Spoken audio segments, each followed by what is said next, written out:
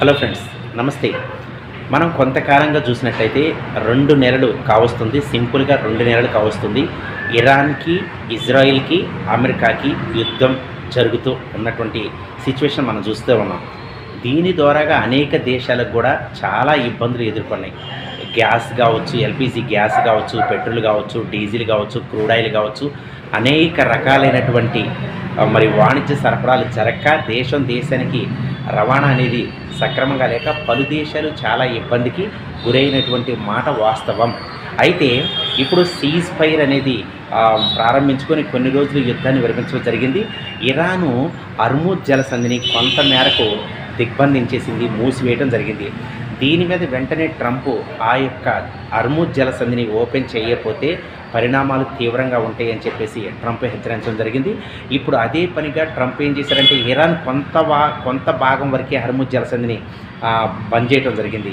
కానీ ఈ Trump విశాలవంతమైనటువంటి Hormuz జలసంధిని పూర్తిగా బంద్ చేయడం జరిగింది. దీనికి చైనా జోక్యం కలిగించుకొని చైనా తీవ్రమైనటువంటి హెచ్చరికలు అమెరికాకు జారీ చేయడం జరిగింది. మీరు కనుక హర్ముజ్ జలసంధిని కనుక దిగ్బంధన నుంచి కనుక రిమూవ్ చేయకపోతే మేము చేసేటటువంటి పరిణామాలు తీవ్రంగా ఉంటాయి, మేము యుద్ధం ప్రకటించినా కానీ ఆశ్చర్యం లేదు అని చెప్పేసి అమెరికాకి తీవ్రమైనటువంటి హెచ్చరికలు జారీ చేయడం జరిగింది చైనా వాడు కూడా. ఎందుకంటే హర్ముజ్ జలసంధిని ఎందుకు నువ్వు బంద్ చేస్తావు?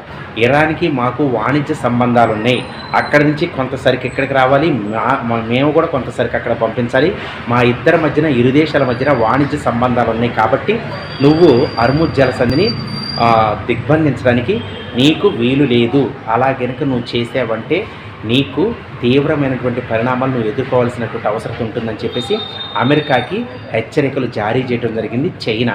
నిజంగా చైనా గనక హెచ్చరికలు జారీ చేసి మరి ఆ యుద్ధం కనుక అమెరికాకు తలపడితే అమెరికా మీద చైనా గెలుస్తుందా, చైనా మీద అమెరికా గెలుస్తుందా?